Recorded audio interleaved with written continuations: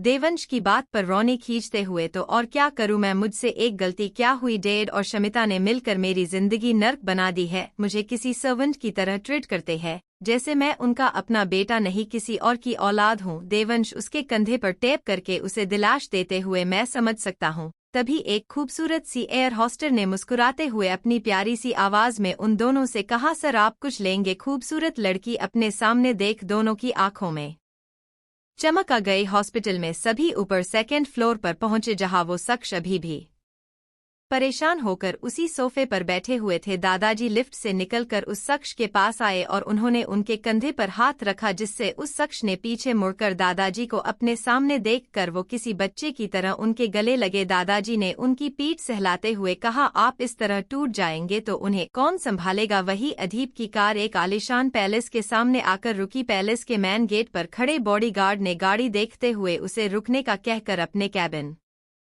में बने छोटे दरवाजे से बाहर आया और जैसे ही गाड़ी में कौन है ये देखने के लिए उसके विंडो ग्लास से अंदर देखने की कोशिश की, तभी अंदर से एक मेल सर्वेंट भागते हुए बाहर आया और उसने उस गार्ड को कहा, साहब का ऑर्डर है कि इस गाड़ी को अंदर आने दिया जाए। उस मेल सर्वेंट की बात पूरी होते ही दूसरे गार्ड ने गेट खोला और जग्गा ने गाड़ी सीधा ले जाकर पैलेस के मेन दरवाजे के सामने रोका। अदीब गाड़ी का दरवाजा खोलकर जैसे ही बाहर आया ही था कि अचानक सामने खड़े शख्स ने उसे गले लगाते हुए उससे शिकायत की, कैसे दोस्त है आप, एक ही देश में रह कर आज इतने सालों बाद हमसे मिल रहे हैं। अदीब ने उसकी बातों का जवाब देते हुए कहा, बीते कुछ दिनों में इतना कुछ हो गया कि मैं चाहकर भी तुमसे मिल नहीं सका। अदीब की बातों में उस शख्स को परेशानी साफ दिखाई दी। उसने अदीब के कांधे पर हाथ रखते हुए कहा, दोस्त ऐसा भी क्या हुआ हमारे दोस्त के साथ, हमें बताओ, हमारे बस में होगा तो हम आपकी मदद करेंगे। आप अंदर तो आइए, सारी बातें यही करेंगे क्या। ये कहते हुए वो शख्स अदीब को अंदर ले जाते हुए जब उसकी नज़र जग्गा पर गई तो उसने उसे भी साथ चलने के लिए कहा। उस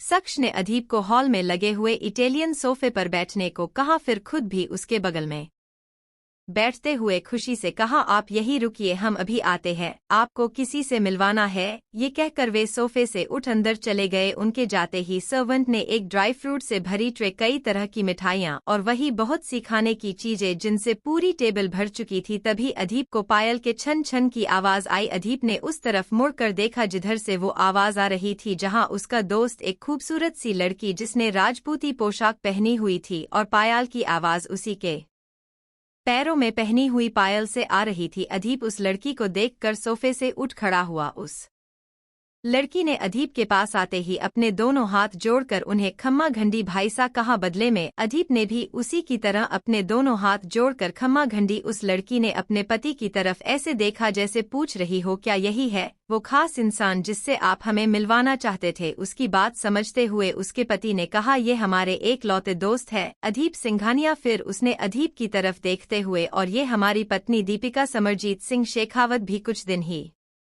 हुए हमारी शादी को, ये सब इतनी जल्दी में हुआ कि हमें किसी को बुलाने का टाइम ही नहीं मिला। तभी अदीब ने कहा, समर मुझे तुमसे कुछ बात करनी है, बहुत इम्पोर्टेंट है, मेरे पास ज्यादा टाइम नहीं है, मुझे कहीं जान है यार। ये अदीब को इतना टेंशन में देख समर ने कहा, हाँ तो बताइए, हम सुन रहे हैं। अदीब ने एक बार दीपिका को देखा। समर उसकी बात समझते हुए, ठीक है, हम हमारे स्टडी रूम में चलते हैं। ये बोलकर समर अदीब के साथ अपने स्टडी में आया। फिर अदीब को सामने रखे हुए सोफे की तरफ इशारा करते हुए उसे बैठने का बोलकर खुद अपनी चेयर, जो दिखने में किसी रियासत के राजा के जैसी लग रही थी, उस पर बैठ गया और अदीब की ओर देखकर कहा, अब यहाँ हम दोनों के अलावा कोई नहीं है, अब बताइए क्या बात है। अदीब ने एक लंबी सांस खींचकर समर को अपनी और अंबिका की जिंदगी के बारे में बताना शुरू किया। उन दोनों के जाते ही दीपिका की नज़र दूसरे सोफे पर बैठे जग्गा पर जाकर रुक गई। दीपिका ने एक बार फिर अपने हाथ जोड़े और उसने जग्गा को भी उसी तरह खम्मा घंडी बोला, लेकिन जग्गा जो सिर्फ अदीब की ही सुनता था ने दीपिका को पूरी तरह इग्नोर किया और किसी पत्थर की मूरत बने बैठा रहा। दरअसल दीपिका एक सीधी साधी लड़की थी जिसे सिर्फ अपने संस्कारों के सिवा कुछ नहीं आता था और जग्गा के ऐसे बिहेवियर से वो बेचारी धीरे से खुद में ही बड़बड़ाए लगत है। ये किसी बात से नाराज है। उसकी ये बात सुनकर उसके पीछे खड़ी लेडी सर्वेंट धीरे से मुस्कुराई। वही समर के स्टडी रूम में अधीप समर को अंबिका और खुद के बीच और जो भी उन दोनों की फैमिली में अभी तक हुआ है वो सब उसने समर को बता दिया, जिसे सुनकर समर हैरानी से अधीन को देखते हुए, आप जी 2 बच्चे भी है, आप तो बहुत आगे निकल गए। अगर कोई और वक्त होता तो हम आपसे डबल पार्टी लेते, लेकिन अभी हमें बहुत बुरा लगा कि भाभी जी की ये हालत है। लेकिन आपके दोस्त की कसम है, हम किसी भी कीमत पर उस इंसान को ढूंढने में आपकी मदद जरूर करेंगे। हम भी तो देखे आखिर वो कौन जिसने आपकी फैमिली को तोड़ दिया। लेकिन भाभी। कुछ देर बाद समर अधीप के साथ अपने स्टडी से बाहर निकलकर हॉल में आए। अधीप को सामने से आता देख जग्गा अपनी जगह से उठकर मेंशन से बाहर निकलकर कार में जाकर बैठ गया। अधीप ने समर से इजाजत लेते हुए कहा, अब मुझे चलना होगा, मुझे अंबिका के पास जाना है। उसकी बात पर समर ने उसके कंधे पर हाथ रखते हुए कहा, हम इतने मजबूरी है कि हम अपने दोस्त की प्रॉब्लम में उसके साथ जाना चाहते थे लेकिन जा नहीं सकते। हमें पहले आपका काम करना है, जिसके लिए हम किसी की नज़रों में नहीं आना। अधीप ने समर के हाथ पर अपना हाथ रख कर धीरे से थैंक यू कहा। उसकी बात सुन समर ने अधीप को पिंच करते हुए कहा, वो तो हम जरूर लेंगे आपसे भाभी सा और बच्चों से मिलकर, बस यही होगा हमारा गिफ्ट। अधीप अपनी गाड़ी में बैठकर शेखावत मेंशन से बाहर निकल गया। उसके जाते ही समर जब अंदर आया तो उसे दीपिका जो हॉल में ही खड़ी उसी का इंतजार कर रही थी। उसने समर की को देखते हुए मुंह बनाते हुए कहा, भाई सा चले गए, अभी तो उन्होंने कुछ खाया भी नहीं था, हमने उनके लिए लंच भी रेडी करवाया था। दीपिका की बात सुनकर समर ने उसे प्यार से समझाते हुए कहा, अभी उन्हें कुछ जरूरी काम था इस लिए उन्हें जाना पड़ा, लेकिन अगली बार वो अपनी फैमिली के साथ आएंगे तब आप अच्छे से उनकी मेहमान नवाजी करना, और अगर वो नहीं आए तो हम आपको लेकर चलेंगे उनके घर। समर की बात सुनकर दीपिका ने मुस्कुराते हुए कहा, ठीक है, अब आप बैठिए और हम काकीसा से कहकर टेबल पर खाना लगवाते हैं। असल में काकीसा वही थी जो दीपिका की जग्गा को कही बात पर मुस्कुराई थी। वे काफी सालों से शेखावत मेंशन में काम कर रही थी। इतना कहकर दीपिका फिर से किचन में चली गई। उसके जाते ही समर ने अपने कुर्ते की पॉकेट से अपना मोबाइल फोन निकालकर किसी को कॉल किया। कुछ देर बाद उधर से फोन उठाया गया। समर ने शाम को रॉयर क्लब में हमसे आकर मिलिए, इतना कहकर कॉल कट किया। ये अधीप का ही क्लब था। इधर अधीप अपनी रोल्स रॉयल कार की बैक सीट पर बैठा कुछ सोच रहा था। उसके मन में समर की उसे कही हुई आखिरी जो बातें ही घूम रही थी। जो समर ने उसे कहा वो कहीं न कहीं अधीप को भी सही लग रहा था, और इसीलिए उसने समर से इस बारे में पता करने का कहकर खुद भी कोशिश करने का सोचा। तभी जग्गा ने एकदम से गाड़ी को ब्रेक मारा। अधीप का ध्यान कहीं और होने से वो थोड़ा आगे झुक गया। अधीप ने जग्गा से उसके ऐसा करने की वजह पूछने के लिए जैसे ही उसकी ओर देखा तभी जग्गा ने कहा, बॉस हम हॉस्पिटल पहुंच गए हैं। अधीप को पता ही नहीं चला कब हॉस्पिटल आ गया। उसने जल्दी से गाड़ी का पिछला दरवाजा खोला और गाड़ी से बाहर निकलकर जग्गा के साथ ऊपर सेकेंड फ्लोर पर जाने के लिए लिफ्ट के अंदर उसका बटन प्रेस किया। कुछ देर बाद लिफ्ट ऊपर पहुंची। लिफ्ट से निकलकर अधीप जग्गा के साथ वहां खड़े सभी के पास आया, और जैसे ही उसने माहिरा से कुछ पूछना चाहा ही था कि अधीप की नज़र वहां से कुछ दूर ब्लैक लॉन्ग कोट पहने उस शख्स पर जा रुकी। ये वही शख्स था जिसने अधीप को गन पॉइंट पर रख कर अंबिका को अपने साथ ले गया था। उसे वहां इस तरह देख अधीप का गुस्सा फुट पड़ा और उसने लगभग चिल्लाते हुए कहा, तुम यहाँ। उस आवाज को सुनकर उस शख्स ने उस ओर देखा। अधीप को वहां देख उसका भी कुछ यही रिएक्शन था। वो शख्स अपनी जगह से उठा और चलकर अधीप के पास आया। अधीप कितना गुस्से में था ये उसकी आंखें लाल होने से साफ दिखाई दे रहा था। अधीप ने गुस्से से उस शख्स की गर्दन पकड़ी, फिर उसे घूरते हुए बोला, मेरे सिर पर गन रखकर मेरी वाइफ को मुझे से दूर किया। अगर मेरी मजबूरी न होती तो मैं उसी वक्त वही तुम्हें जमीन में गाड़ देता। मेरी मजबूरी का फायदा उठाने के बाद तुम अभी भी मेरे सामने आ गए। अधीप को ऐसा करता देख वहां खड़े सभी लोग उस तरफ भागे। दोनों दादाजी उसके सभी दोस्तों ने मिलकर अधीप को उस शख्स से अलग किया। अमन को उस शख्स की मदद करता देख अधीप ने उसे घूर कर देखते हुए कहा, मैंने जब अंबिका को इस आदमी के हाथों में दिया जबकि वो मेरी मजबूरी थी, तब तू ही था न जिसने उसे मेरी गलती बताया था, और अब क्या हुआ तुझे? ये आदमी सही लग रहा है। अधीप की बात खत्म होते ही अयान ने कहा, अधीप शांत हो जाओ। उधर अधीप के उस शख्स की गर्दन पकड़ने से वो बुरी तरह खांसने लगे, जिन्हें दादाजी ने उनकी जगह पर बैठाते हुए किसी से पानी लाने के लिए कहा। दादाजी उस शख्स को छोड़कर अधीप के पास आए। उन्होंने अधीप को डांटने के अंदाज में कहा, ये सब क्या है? तुम्हें पता है न अंबिका ऑप्ट के अंदर है और उसकी सर्जरी चल रही है। और तुम इतने समझदार होकर ये सब रही बात उस शख्स की तो ये मत भूलो कि अंबिका को वही यहाँ लाया है, उसकी ही वजह से आज अंबिका इस लायक है कि हम उसे सर्जरी कर बचा सकते हैं, नहीं तो भगवान ही जाने क्या होता। तभी कार्तिक जो पानी लाने गया हुआ था अपने हाथों में पानी से भरे एक ग्लास के साथ वहां आया। माहिरा ने जल्दी से उससे वो ग्लास लिया और उस तरफ बढ़ गई जहां वो शख्स बैठे हुए थे, और जैसे ही उसने वो ग्लास उस शख्स की तरफ बढ़ाया ही था कि ग्लास माहिरा के हाथों से छुटकर फर्श पर गिर के टूट गया। जब सभी ने ग्लास टूटने की आवाज सुनकर उस ओर देखा तो माहिरा बिना अपनी जगह से हिले बस हैरानी से सामने बैठे उस शख्स को ही देखे जा रही थी। जब रियांश ने माहिरा को ऐसे देखा तो उसने जल्दी से आगे आकर माहिरा को उसके कंधे से पकड़कर हिलाते हुए पूछा, माहिरा माहिरा क्या हुआ है तुम्हें, तुम इस तरह। वो आगे कुछ और कहता उससे पहले अदीप ने माहिरा के पास आकर उसकी नजरों का पीछा किया जिसे वो देखकर शॉकड हुई थी। ये देख अदीप के दिमाग में समर की कही हुई बातें घूमने लगी। तभी माहिरा ने रोते हुए कुछ कदम चलकर उस शख्स के सामने जाकर खड़े होते हुए कहा, आप अंबिका को इतना बड़ा धोखा कैसे दे सकते हैं? ऐसी क्या मजबूरी थी आपकी कि आपको अपने मरने की झूठी खबर अंबिका को देनी पड़ी? क्या आप जानते हैं कितना टूट गई थी वो जब उसे पता चला कि आप और बुआ घर में आग लगने की वजह से? माहिरा की ये बातें सुनकर सभी लोग हैरान थे। वही माहिरा रियांश के गले लगकर बस रोए जा रही थी। सभी लोग को यकीन नहीं था कि वहां बैठे शख्स और कोई नहीं बल्कि अंबिका के डैड है। माहिरा की बात सुनकर अदीप को समर की बात पूरी तरह क्लियर हो गई जब समर ने उसे कहा, लेकिन भाभी की फैमिली को कोई क्यों इस तरह बर्बाद करेगा? कहीं ऐसा तो नहीं जिसने आपकी फैमिली को बर्बाद किया हो उसी ने भाभी की फैमिली के साथ ये सब किया क्या? आप दोनों की फैमिली का पहले से ही तो कोई कनेक्शन है। यही सब सोचते हुए अदीप के दिमाग में धीरे धीरे सारी बातें एक एक कर रिपीट होने लगी। बच्चों की किडनैपिंग से लेकर दादाजी की बताई हुई बात, अदीप को उसके क्लब में अनजान कॉल आना, अंबिका का जाते जाते वापस लौटना, फिर अचानक मामाजी का आना, जंगल में मिलने वाले गार्ड्स, अंबिका के एक्सीडेंट के बाद उसके सिर से बहते हुए खून को देखकर उसके डैड की आंखें नम होना। ये सब सोचकर अदीप का गुस्सा जैसे कहीं गायब हो गया और उसकी जगह हैरानी ने ले ली। उसे समझ आ चुका था कि अंबिका के डैड ने जो कुछ भी किया वो सब उनकी भलाई के लिए ही किया था। अदीप ने एक सरसरी नजर वहां खड़े सभी पर डाली, जहां कुछ लोग उसी की तरह हैरान थे तो कुछ चुप थे। जो चुप थे अदीप उन्हें देखकर समझ गया कि वे लोग पहले से ही सच्चाई जानते थे। तभी माहिरा को रोता देख उसकी मोम ने उसके पास आकर उसके कंधे पर हाथ रखते हुए कहा, बेटा माहिरा चुप हो जाओ। ये सब उन्होंने मजबूरी में किया। अपनी मोम की बात सुनकर माहिरा को एक और झटका लगा कि उसकी मोम भी इन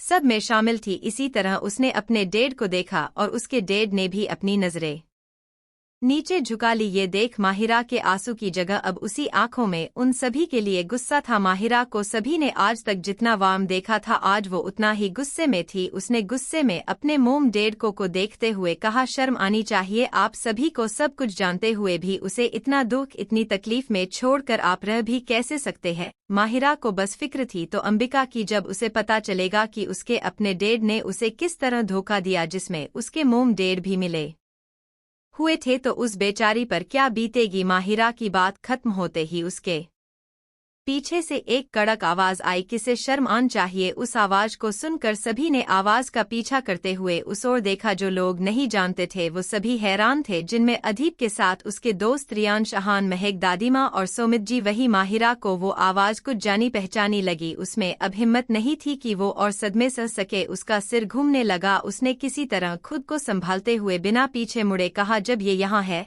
तो मुझे उम्मीद थी कि आप भी यही होंगी, बस आप दिखाई नहीं दी। मुझे आप सब से कुछ नहीं कहना, पर आप ये सोचिए कि जब अंबिका को होश आएगा तो आप दोनों उसके सामने कैसे जाएंगे? तभी ऑप्ट के बाहर जल रही लाइट ऑफ हुई, जिसे देखकर जो लोग बैठे थे अपनी जगह से उठकर आगे आए। कुछ देर बाद सामने बने रूम का दरवाजा खोलकर एक लेडी डॉक्टर बाहर आई। उसे बाहर आता देख सभी एक उम्मीद से उसे देखने लगे। उस डॉक्टर ने अपना फेस मास्क उतारे बिना ही एक नज़र सभी को देखा और उनकी नज़र सबसे पीछे चुपचाप खड़े अदीप पर गई। उन्होंने उसे देखते हुए कहा, मैंने उसकी सर्जरी कर दी है, लेकिन उसके होश में आने तक मैं कुछ कह नहीं सकती। उसके बाद वो वहां से चली गई अपने कैबिन में। आने तक उनकी आंखों से आंसू बहन शुरू हो चुके थे जिन्हें उन्होंने बड़ी मुश्किल से रोका हुआ था। उन्होंने अपना फेस मास्क हत्या और अपने कैबिन जो एक छोटा सा रूम था उसके साथ बने बाथरूम में चली गई जिससे उनके रोने की आवाज बाहर न आ सके। जब इसका कोई असर नहीं हुआ तो उन्होंने अपने मुंह को अपने दोनों हाथों से दबाते हुए अपनी आवाज को बाहर जाने से रोकने की कोशिश की। तभी अचानक पीछे से किसी ने उनको हक करते हुए अपने रुंधी हुई आवाज में कहा, मोम मैं जानती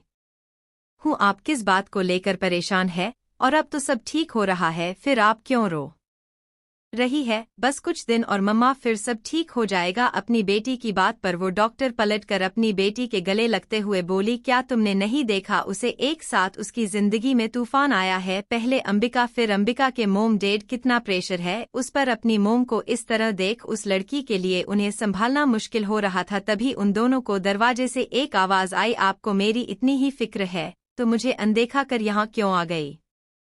मॉलदीप एयरपोर्ट पर शमिता मही और माया के साथ बाहर आई, वही उनसे कुछ दूर रह गए। रोनी देवांश के हाथ उनके बैग से घिरे हुए थे। रोनी लगातार अपने मन में शमिता को गालियां दे रहा था क्योंकि उसके हाथ 2 थे और बैग 3। उसने किस तरह उन्हें कैरी किया था वो वही जानता था। शमिता जैसे ही बाहर निकली तभी उसे एक के बाद एक टैक्सी वाले ने वहां की लैंग्वेज में कुछ कहा और शमिता ने उन्हें उन्हीं की लैंग्वेज मना कर दिया। माया ने जब देखा कि शमिता ने 2 टैक्सी वालों को मना कर दिया तो उसने आखिर में उससे पूछ ही लिया, शम क्या कोई आने वाला है हमें लेने? शमिता ने उसकी बात का जवाब बस गिने चुने हुए शब्द में दिया, रिलैक्स यार, डेड ने सब मैनेज कर दिया है। तभी उनके सामने एक चमचमाती हुई मर्सिडीज, उसी के पीछे एक टैक्सी भी आकर रुकी। आगे वाली गाड़ी से एक लड़का जिसकी एज कोई 27/28 की होगी, उसने गाड़ी से बाहर निकलकर शमिता को ग्रीट करते हुए, hello ma'am, I am Ibrahim, मुझे यहाँ सर ने भेजा है, मैं आज से आपको गाइड करूंगा। ये बोलकर उसने कार का पिछला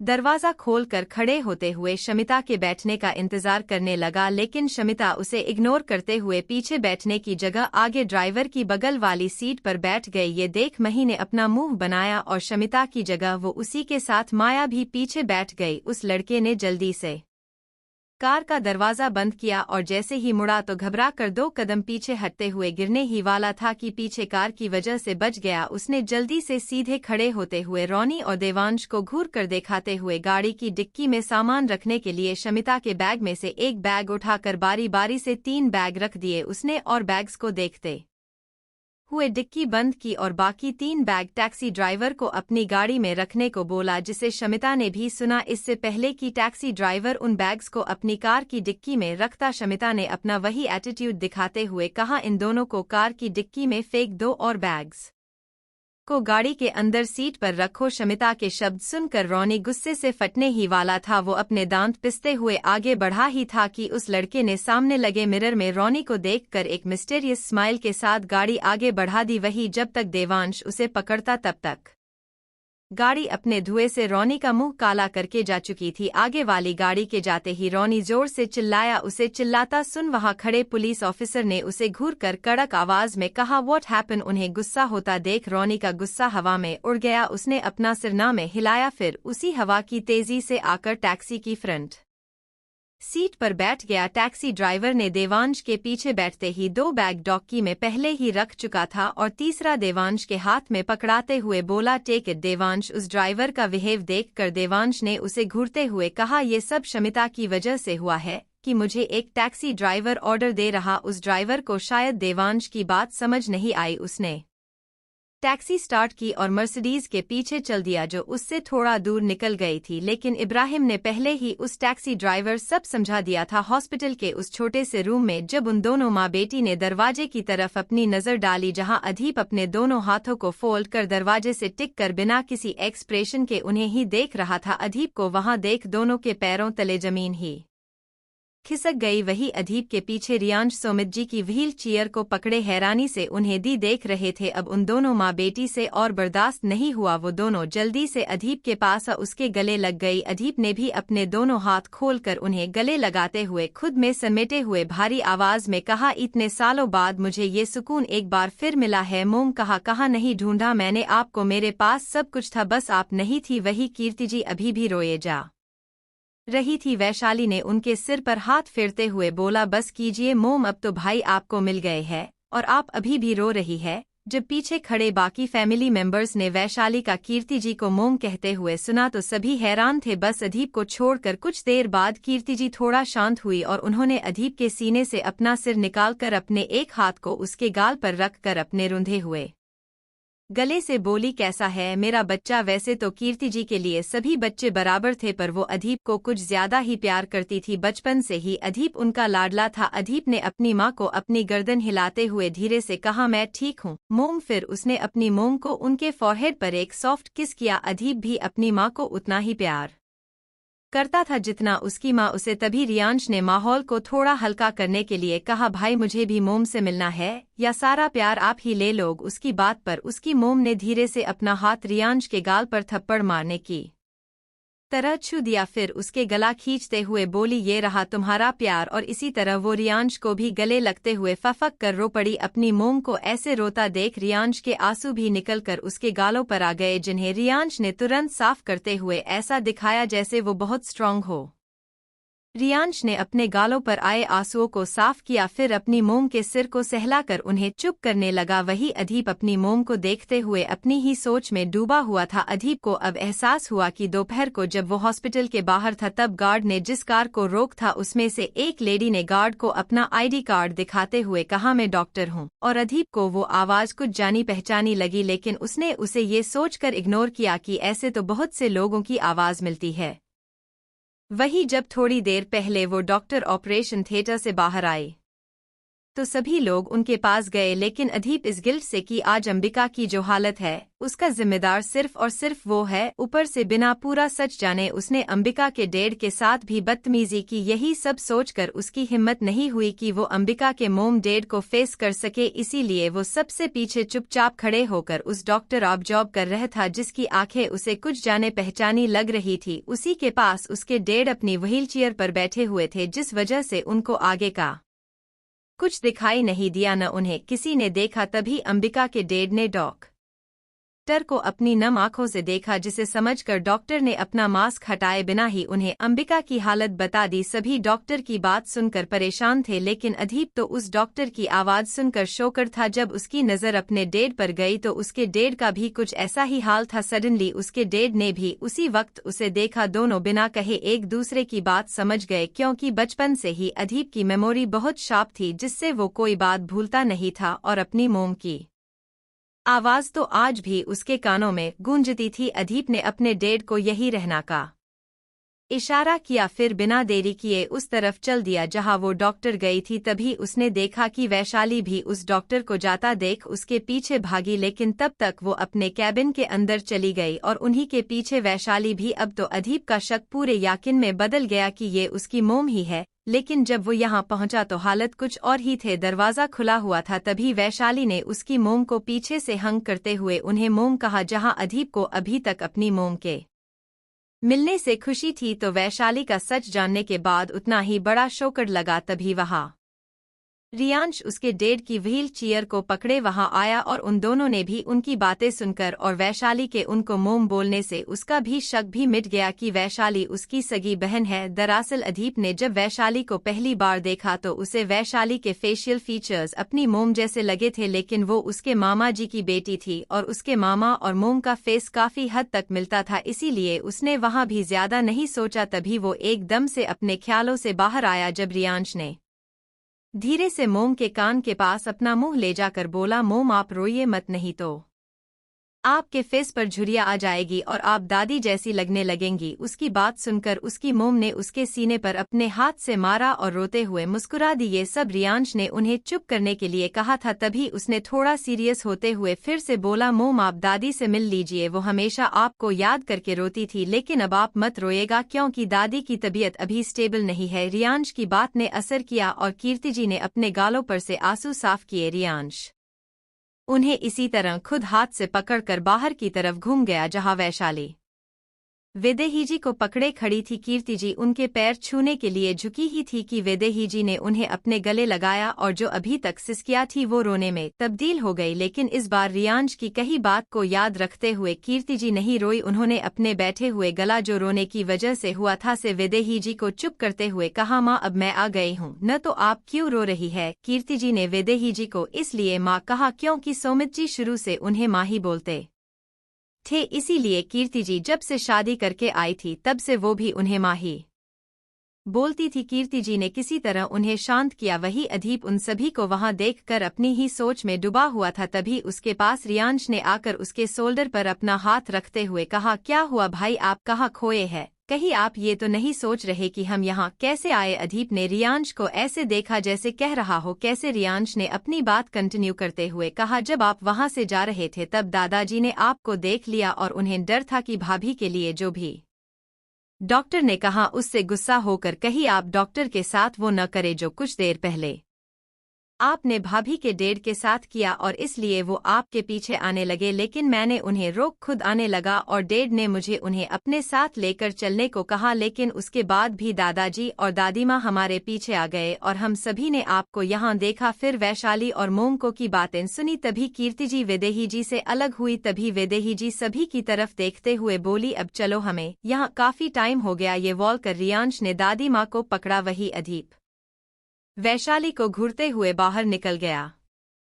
वो बेचारी अधीप के ऐसे देखने से घबरा गई और अपना सिर नीचे झुकाकर उसके पीछे चल दी। सभी वापस कॉरिडोर में आ गए सिवाय अधीप के मोम डैड के। अधीप कॉरिडोर में आया और बाकी सब भी उसके पीछे वहां आए। उन्हें कहीं और से एक साथ आते देखकर सभी उन्हें ऐसे देख रहे थे जैसे पूछ रहे हो कि वो कहाँ गए थे। वही अमन ने अधीप से आज अंबिका को लेकर जो कुछ भी कहा उस वक्त उसे वो सही लग रहा था। लेकिन सच्चाई जानने के बाद अमन अपने किए पर बहुत शर्मिंदा था। उसने एक बार नजर उठाकर अधीप को देखा जिसका फेस एक्सप्रेशनलेस था। वही कीर्ति जी के कैबिन में सोमित जी अपनी वाइफ को इतने सालों बाद अपने सामने देखकर उन्हें उनसे से बात करने के लिए शब्द ही नहीं मिल रहे थे। ऐसा ही कुछ हाल कीर्ति जी का भी था। दोनों अपनी नम आंखों से एकटक एक दूसरे को देखे जा रहे थे। तभी सोमित जी ने खुद के इमोशंस को कंट्रोल करते हुए कहा, कैसी हो कीर्ति? उनकी बात सुनकर कीर्ति जी अपने होश में आई जो सोमित जी को देखकर पता नहीं कहाँ खो गई थी। कीर्ति जी ने कुछ हकलाते हुए इनकी बात का जवाब दिया, मैं ठीक हूँ। और आप कैसे हैं सोमित जी? मैं अब बहुत अच्छा हूँ। उन्होंने अपनी बात कंटिन्यू करते हुए कहा, क्या सच में वैशाली हमारी बेटी है? उनकी बात का जवाब कीर्ति जी ने बस एक हाथ से दिया। सोमित जी ये सब कैसे? सोमित जी के सवाल पर कीर्ति जी ने बोला, सुमित जब हमारा एक्सीडेंट हुआ तब मैं 2 मंथ प्रेग्नेंट थी। ये बात मुझे खुद नहीं पता थी तो मैं तुम्हें कैसे बताती? सोमित जी अपने हाथ कीर्ति जी की कमर के चारों ओर लिपेटकर उनके सीने से लगते हुए, मुझे बहुत खुशी है कि हमारी एक बेटी भी है और वो भी इतनी प्यारी। अचानक उनके फेस एक्सप्रेशन उदासी में बदल गए। उन्होंने आगे कहा, लेकिन भगवान ने मुझे एक बेटी दी तो दूसरी मुझे किस हालत में वापस की है? ये बोलते हुए उनकी आंखों में फिर से नमी आ गई। कीर्ति जी ने उन्हें दिलासा देते हुए कहा, आप चिंता न करें सोमित, अंबिका जल्द ही ठीक हो जाएगी। इतने सालों में बहुत दुख देखे हैं हमन, अब अपने बच्चों को तकलीफ में नहीं देखा जाता। आर्य और लवी उन दोनों ने देखा ही क्या है। कुछ देर ऐसे ही रहने के बाद दोनों ने खुद को संभाला और सोमित जी ने कीर्ति जी के सीने से लगे हुए ही कहा, अब मुझे छोड़कर कभी कहीं मत जाना। उनके इस तरह बोलने से कीर्ति जी ने अपने दोनों हाथों उनके कंधों पर रखकर उनके बालों में हाथ घुमाते हुए बस इतना ही बोल, कभी नहीं जाऊंगी। इतने सालों बाद एक दूसरे के सीने से लगकर उन्हें एक एहसास हुआ जो उन्हें सुकून दे रहा था। कुछ देर बाद कीर्ति जी सुमित जी के साथ में आई। जब अधीप के दोस्तों ने सोमित जी के साथ किसी लेडी को देखा तो उन्हें बहुत हैरानी हुई क्योंकि कीर्ति जी बहुत खूबसूरत थी। उन्हें देखकर कोई नहीं कह सकता था कि वो अब दादी बन चुकी है। वो थी तो 55 साल की, लेकिन अभी भी उन्होंने अपना आप को काफी मेंटेन करके रखा हुआ था जिसकी वजह से वो अभी 35 से 40 की लगती थी। वही उन्हें देखकर कार्तिक की नज़र सोमित जी पर थी। उसके दिमाग में कुछ और ही खिचड़ी पक रही थी। उसने राज को ऐसे देखा जो अपना मुंह खोले कीर्ति जी को ही देखे जा रहा था। तभी उसे अपने ऊपर किसी की नज़र महसूस हुई और उसने घूम कर उधर देखा तो कार्तिक उसे अपने आंखों में सवाल लिए ऐसे देख रहा था, बोल रहा हो कि वहां यार अंकल को कोमा से उठे अभी कुछ ही दिन हुए हैं और उन्होंने अपने से इतनी छोटी लड़की को गर्लफ्रेंड भी बना लिया। उसके ऐसे देखने से राज, जो कार्तिक की हरकतों से पहले ही चिढ़ा हुआ था, उसने अपनी आंखें छोटी कर कार्तिक को देखा, जिससे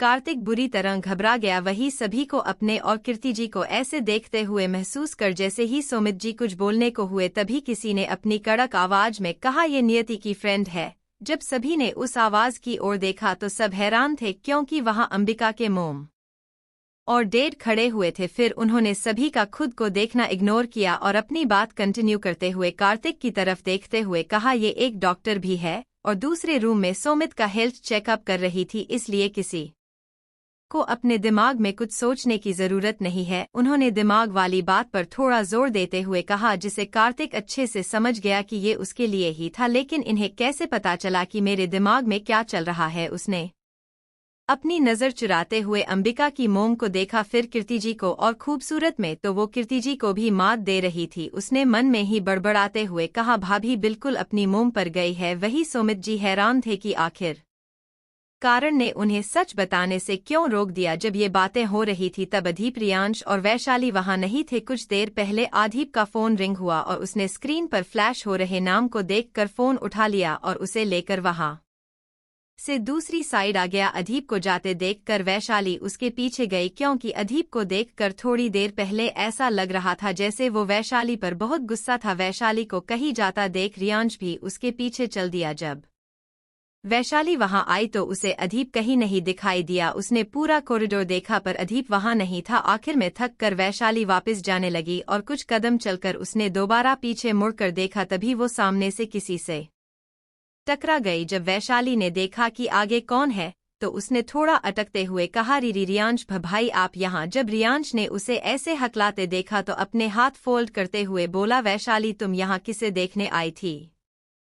वैशाली ने खुद को थोड़ा नॉर्मल करते हुए कहा, भाई मैं तो बस यहाँ यूं ही थोड़ा हवा खाने आया थी। उसकी बात पर रियांश ने उसे अपनी आंखें छोटी करके देखते हुए थोड़ा सख्ती से कहा, तुम्हें पता है न कि भाभी की क्या हालत है? उसके बाद भी तुम अकेली यहाँ आ गई। रियांश को खुद से ऐसे बात करता देख वैशाली ने उदासी से अपनी गर्दन नीचे झुकाकर सॉरी भाई कहा। वैशाली को उदास देखकर रियांश ने जल्दी से अपने फीस एक्सप्रेशन चेंज किए और वैशाली को एक्सप्लेन करते हुए बोला, वैसु मेरा वो मतलब नहीं था, मैं तुम्हें हर्ट नहीं करना चाहता था। वो आगे कुछ बोलता उससे पहले ही किसी ने कहा, जिसने हमें इतना हर्ट किया है वो एक छोटी सी बात से हर्ट हो गई। उस आवाज को सुनकर वैशाली ने पीछे मुड़कर देखा, जहां अधीप अपने एक्सप्रेशनलेस फेस के साथ खड़ा हुआ था। वही रियांश अधीप को वहां से आते देख जहां से अभी वैशाली आई थी, उसने कहा, भाई वैसु यहाँ आपके साथ आई थी? फिर वैशाली को देखकर, लेकिन इसने मुझे क्यों नहीं बताया? वही वैशाली सोच रही थी कि उसने अधीप को सब जगह ढूंढा था, लेकिन वो उसे कहीं नहीं दिखाई दिया और अब वो वहीं से आ रहा है। वही रियांश के मुंह से वैसु सुन कर अधीप की आईब्रोज आपस में जुड़ गया और उसने रियांश को देखते हुए थोड़ा सख्ती से कहा, उसका नाम वैसु नहीं वैशाली है, और तुम यहाँ क्या कर रहे हो? रियांश भाई मैं तो वैशाली को देखने आया था, क्योंकि वो अकेले यहाँ आ रही थी। लेकिन आप ये क्या बोल रहे हैं कि वैशाली ने हमें हर्ट किया? कब किया? रियांश की बात पर अधीप का गुस्सा फिर बढ़ गया और उसने शांत लेकिन कड़क आवाज में कहा, क्या इसने हमसे ये बात नहीं छुपाई कि ये हमारी रियल सिस्टर है? अधीप की बात सुनकर वैशाली ने अपनी गर्दन नीचे झुका ली। वही रियांश हैरानी से अधीप को देखते हुए अपने मन में, भाई को ये क्या हो गया है? वो कहीं का गुस्सा कहीं और निकाल रहे हैं, जबकि वो अच्छे से जानते हैं कि हम सब किस सिचुएशन से गुजर रहे हैं। और इसमें वैशाली और मोम ने जो किया वो सही था, नहीं तो इतने साल बाद ही सही वो हमें कभी नहीं मिलती। तभी वैशाली ने अपने सिर को झुकाए हुए ही अधीप की बातों का जवाब देते हुए कहा, भाई मैं नहीं जानती कि आपकी नाराजगी किस बात को लेकर है, लेकिन कारण अंकल ने हमें मना किया था कि हम किसी से न मिले। उसकी बातों से रियांश समझ गया कि वैशाली रो रही थी। उसने आगे कहा, मुझे तो कुछ पता भी नहीं था कि असल में हुआ क्या था। जब मैंने होश संभाला तब मैं मोम और दादी के साथ अंकल के घर में थी। अंकल ने मेरे लिए वो सब कुछ किया जो उन्होंने भाभी के लिए किया। जब मैं 5 साल की हुई तब दादी की मेंटल कंडीशन ज्यादा बिगड़ गई, क्योंकि उन्हें लगा कि उस एक्सीडेंट में आप दोनों और डैड नहीं बचे। उसके बाद अंकल ने मुझे मोम, दादी और मामा जी के साथ में सेटल किया और दादी का वही एक हॉस्पिटल में ट्रीटमेंट करवाया। ये सब उन्होंने हमारी सेफ्टी के लिए किया और हमारे लिए हर महीने पैसे भी भेजते थे। कुछ टाइम के बाद मोम ने उसी हॉस्पिटल में जॉब ढूंढ ली जिसमें दादी का ट्रीटमेंट चल रहा था। वैशाली की ये बात सुनकर रियांश हैरानी से उसे देखते हुए कुछ कहने को हुआ तो अदीप ने उसे रोक दिया। वैशाली ने आगे कहा, हमें नहीं पता था कि अंकल की फैमिली के साथ क्या हुआ, उन्होंने हमें कुछ नहीं बताया और कुछ टाइम पहले अंकल ने मुझे अर्जेंट में यहाँ बुलाया। मेरी पढ़ाई भी कंप्लीट हो चुकी थी और मोम ने भी मुझे सब बता दिया था कि आप लोग सही सलामत इंडिया में है। मैं जिस दिन मामाजी के साथ यहाँ आई उसके दूसरे दिन रात में अचानक दादी की तबीयत खराब हो गई, जिसके लिए अंकल मुझे और मामाजी को आंटी के साथ यहाँ छोड़कर चले गए। उसके दूसरे दिन सुबह अंकल के लिए एक कॉल आया। आंटी ने फोन मामाजी को दिया और फोन स्पीकर पर करने को कहा। कॉल शुभी का था जो काफी घबराई हुई थी। उसने फोन पर बताया कि 2 कार उनकी कार के पीछे है। शुभी की बात सुनकर हम सभी घबरा गए। जब हमें कुछ नहीं सूझा तो आंटी ने शुभी को फोन काटने से मना करते हुए हमें अपनी लोकेशन बताते रहने को कहा और सभी गार्ड को जल्दी से वहां पहुंचने के लिए बोल मुझे घर में रहने के लिए कहकर खुद मामाजी के साथ निकल गई। मुझे पता था कि आंटी मुझे कभी अपने साथ लेकर नहीं जाएंगी, लेकिन मुझे भी चिंता थी आर्य और लवी की। फिर कुछ देर रुककर और उससे ज्यादा भी उसकी क्यूरियोसिटी वाली बात सुनकर रियांश उसे अपना मुंह खोलकर देखते हुए बोला, तुम्हें यहाँ आए सिर्फ 1 दिन हुआ और तुम निकल पड़ी इंस्टेंट करने। वैशाली गर्व से, आखिर मैं वो मेरे भी कुछ लगते हैं। फिर मासूमियत से बोली, इसीलिए मैं आंटी से छुपकर दूसरी कार और रास्ते से शुभी की लोकेश को ट्रैक करते उनसे पहले ही वहां पहुंच भी गई। रियांश तुम आंटी के मना करने के बाद भी घर से बाहर निकल गई। वैशाली मुझे अपने भाई के बच्चों को बचाना था। फिर मासूमियत से, मेरा नाम वैशाली नहीं स्वीकृति। इस बार रियांश जैसे ही कुछ बोलने को हुआ उससे पहले अदीप ने अपनी सख्त आवाज में स्वीकृति को डांटते हुए कहा, बंद करो अपनी ये बकवास। तुम्हें पता भी है तुमने क्या किया है। तुम्हारी इस बचकानी हरकत से अगर किसी ने उस वक्त तुम्हें देख लिया होता तो क्या हो सकता था। तभी उन तीनों के कान में चोपर की आवाज आई जो हॉस्पिटल के ऊपर से ही होकर गया था। ये आवाज दूसरी साइड खड़े बाकी सब ने भी सुनी।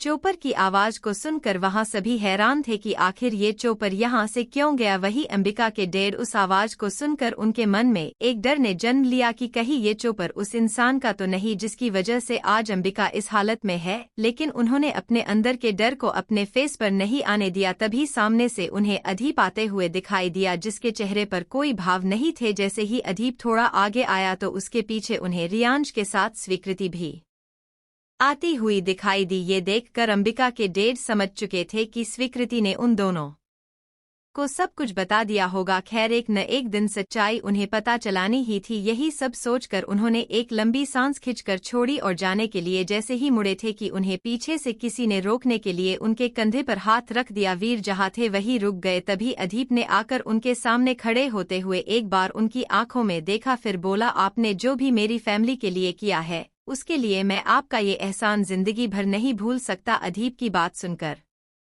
अंबिका के डैड की मुट्ठी कस गई पर वो चुप ही रहे। अदीप ने अपनी बात कंटिन्यू करते हुए कहा, लेकिन मैं अब आपको और परेशान नहीं करूंगा, इसलिए मैं आज से ही अपनी फैमिली को सिंघानिया मेंशन में ही रखूंगा। अदीप की ये बात सुनकर करण जी का गुस्सा अब लिमिट क्रॉस कर गया और उन्होंने गुस्से से उस पर चिल्लाते हुए कहा, तुम अपने आप को समझते क्या हो? ये सब जितना आसान लग रहा है उतना आसान नहीं है। क्या तुम भूल रहे हो कि 26 साल पहले क्या हुआ था और आज उस कमरे में मेरी बेटी अपनी जिंदगी और मौत से लड़ रही है? तुम अपनी फैमिली जोड़ने की बात कर रहे हो। वही अदीप की बात वहां खड़े सभी को चुभी जिससे सभी को उस पर गुस्सा था और इसीलिए किसी ने भी अंबिका के डैड को रोकने की कोशिश नहीं की क्योंकि वो अपनी जगह सही थे। उन्होंने अपनी बात कंटिन्यू करते हुए कहा, तुम तो मेरी बेटी से बहुत प्यार करते हो न, क्या यही है उसके लिए तुम्हारा प्यार जिसे तुम अपनी फैमिली के मिलते ही भूल गए? तुम्हें उसकी कोई फिक्र नहीं है? उनकी बात सुनकर जहां सभी चुप थे तो वही अदीप गुस्से में था और उसी गुस्से से उसने अंबिका के डैड को घूरते हुए कहा, हम सभी जानते हैं अंबिका की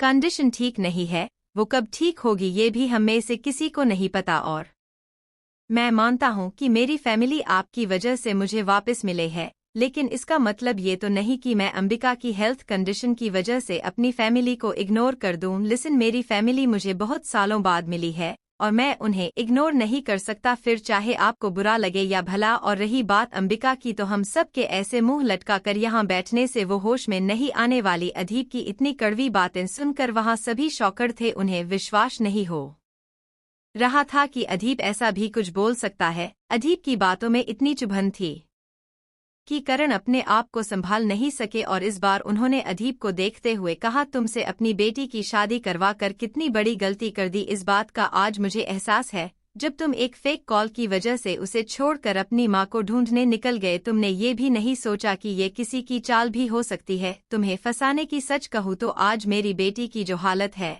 वो सिर्फ मेरे तुम जैसे लापरवाह इंसान पर विश्वास का नतीजा है। अंबिका के डैड ने जो भी कहा वो शांत लहजे में तो था, लेकिन उन शब्दों में कितना गुस्सा और तूफान था ये सुनने वाला ही समझ सकता था, जिसे सुनकर अदीब भी अपने कंट्रोल से बाहर हो गया और उसने भी शांत लेकिन कड़वे शब्दों में बोला, कैसे पिता है आप जो खुद अपनी बेटी की शादी करवाने के लिए उसके ही बच्चों का किडनैप करवाया। अदीब की ये बात सुनकर जो शिवेन अमन के अदीब से लड़ने पर अमन को डांट रहा था, उसे भी यकीन नहीं हुआ कि जो अदीब कुछ घंटों पहले अंबिका को अपने सीने से लगे रो रहा था वो अब अंबिका के लिए ऐसा भी बोलेगा। तभी उसने आगे बढ़कर अदीब पर चिल्लाते हुए कहा, बस अब बहुत हुआ, अगर मैं तेरे लिए अमन से लड़ सकता हूं तो भाभी के लिए तुझे भी नहीं छोड़ूंगा। शिवेन की बात पर अदीब ने साइड स्माइल करते हुए कहा, वहां यकीन नहीं होता। उसने अमन की ओर इशारा करते हुए कहा, पहले वो फिर तू ऐसा भी क्या किया उसने तुम लोगों के लिए कि तुम्हारे लिए वो मुझसे ज्यादा खास है। तभी अयान जो अदीब की हरकतों से पहले ही चिढ़ा हुआ था, उसने आकर अदीब को उसके कॉलर से पकड़ते हुए गुस्से से चिल्लाकर कहा, तुम इतना कैसे गिर सकते हो अदीब, मैं नहीं जानता था कि तुम इतने घटिया इंसान हो।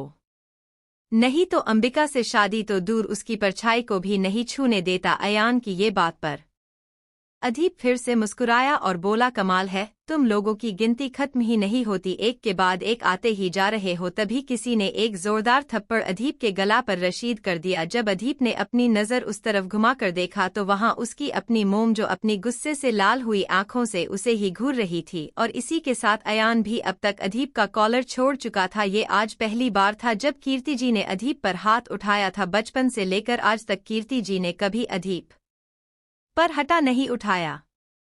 जिन्हें सच्चाई पता थी वे सभी चुप रहे, लेकिन जिन्हें नहीं पता था वो हैरानी से अदीब के उस गाल को ही देख रहे थे जो कीर्ति जी के थप्पड़ मारने से उनकी उंगलियों की छाप छोड़ते हुए लाल हुआ था, जिसमें अदीब के दोस्त अयान और वहां से कुछ दूर खड़ी लड़कियां जिन्हें अदीब से इस वक्त उतनी ही नफरत हो रही थी जितनी अंबिका को चोट पहुंचाने वाले से थी। तभी सबका ध्यान अपनी ताने भरी बातों से अपनी और अदीब की ओर खींचते हुए कीर्ति जी ने कहा, मुझे नहीं पता था कि मेरा बेटा इतना ज्यादा मतलबी हो गया है, जिसकी फैमिली सिर्फ उसके मोम डैड भाई बहन ग्रैंड पेरेंट्स पर ही खत्म होती है। क्या अंबिका से तुम्हारा कोई रिश्ता नहीं है? और वो बच्चे, क्या वो तुम्हारी फैमिली नहीं है? अगर तुम्हारा जवाब नहीं है तो मैं तुम्हारे लिए मरी ही ठीक हूँ, और आज से मेरा तुम्हारे साथ कोई रिश्ता नहीं। अपनी मोम की बातें अदीब के दिल में किसी तीर की तरह चुभ रही थी, जिससे उसके मुंह से बस मोम ही निकला, और डर से उसने अपनी मोम के हाथ पकड़ने की कोशिश की, लेकिन कीर्ति जी ने उससे खुद को दूर कर लिया। जब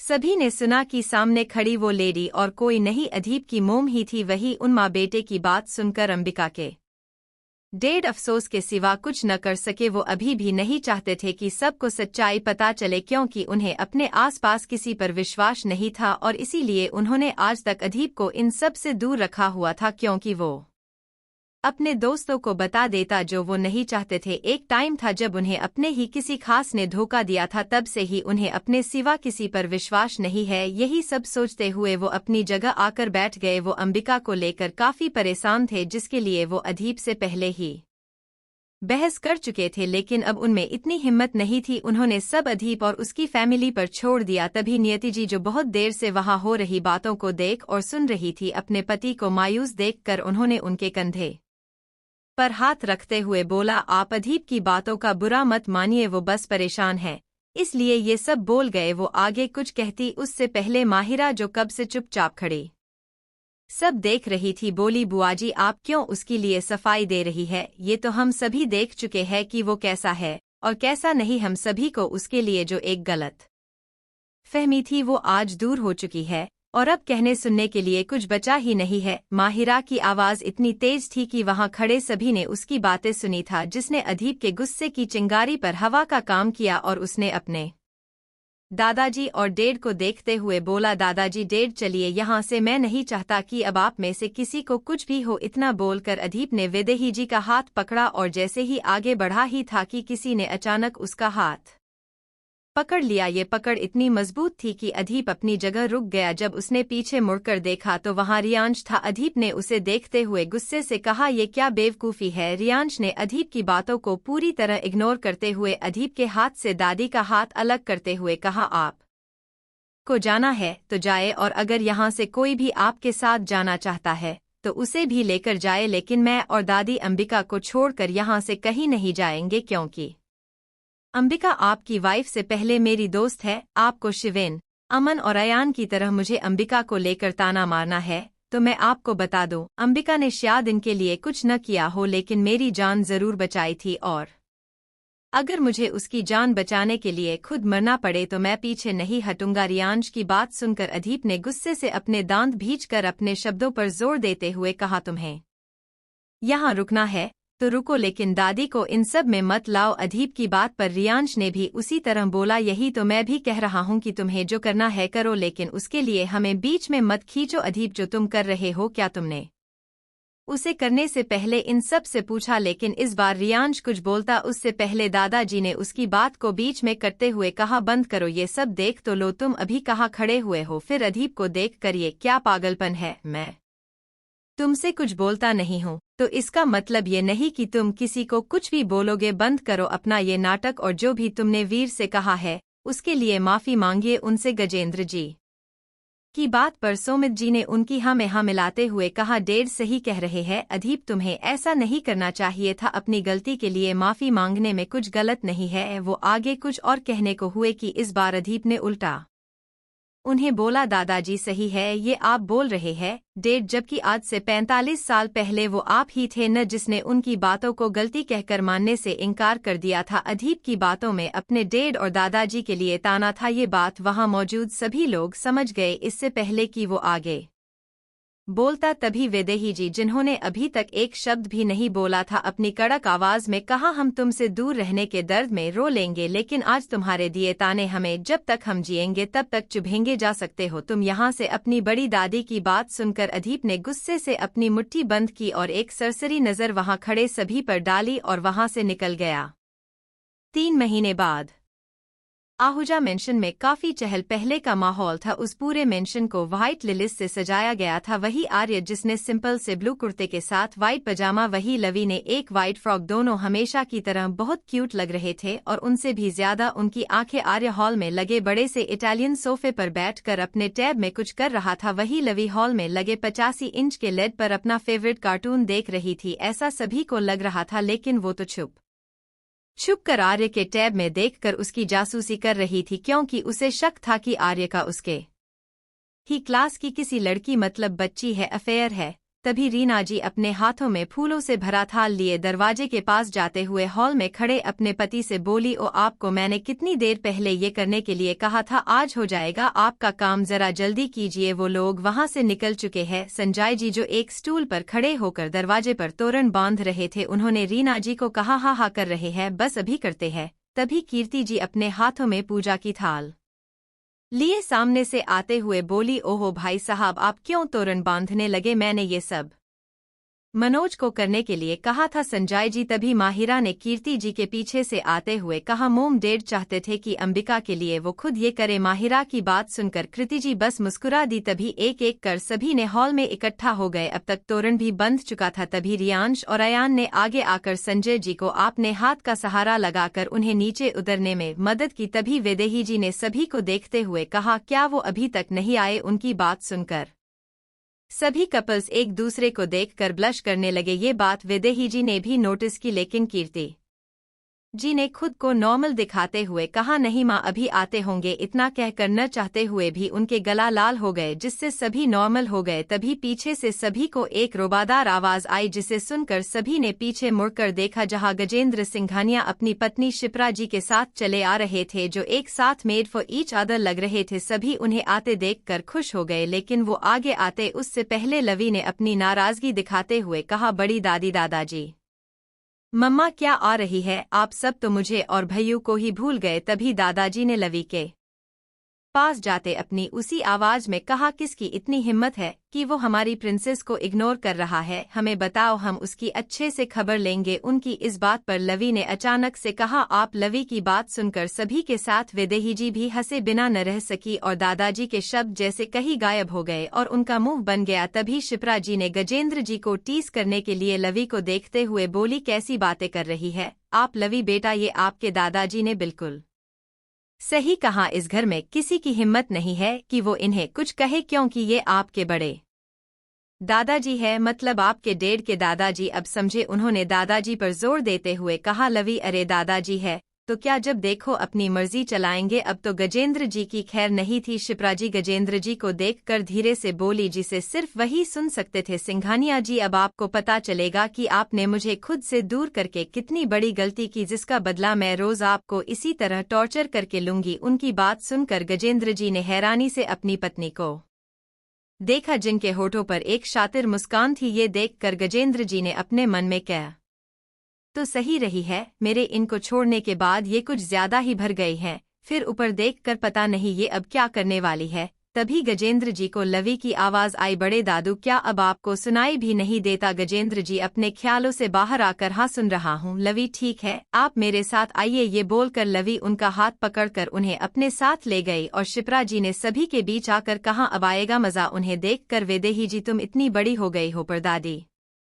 बन गई, लेकिन तुम्हारा बचपना नहीं गया। जरा बच्चों को देखो, क्या कहेंगे वो शिप राजी वे परवाही से यही के दादाजी को उनके कर्मों का फल मिल रहा है। उनकी बता सुनकर वैदेही जी चुप हो गई और सभी हंस दिए। तभी दरवाजे पर एक बड़ी सी कार आकर रुकी और उसमें से सारांश जो ड्राइविंग पर और अंबिका के डैड जो उसके बगल वाली सीट पर थे। सारांश ने जल्दी से बाहर निकलकर कार के पीछे का दरवाजा खोला तो सभी की नजर कार के अंदर बैठी हुई अंबिका पर गई, जिसे आज ही हॉस्पिटल से छुट्टी मिली थी। तभी अंबिका के डैड ने उसके सामने आते हुए उसे संभाल कर बाहर आने में मदद की। उसी के पीछे नियति जी जो दूसरी साइड से निकल कर अंबिका को उसके दूसरी साइड से पकड़ते हुए दरवाजे पर आकर खड़ी हो गई। अंबिका ने एक नज़र सभी को देखा और मुस्कुरा दी। उसे मुस्कुराता देख सभी की आंखें चमक उठी। तभी कीर्ति जी ने अपने हाथों में पकड़ी हुई पूजा की थाल शिप्रा जी के हाथों में पकड़ा दी और उन्होंने आगे बढ़कर अंबिका की आरती उतारते हुए बोला, मेरी बच्ची को जिस किसी की भी बुरी नज़र लगी हो वो उतर कर यही रह जाए और जिसके कर्म अच्छे न हो उसे लग जाए। ये बोलकर उन्होंने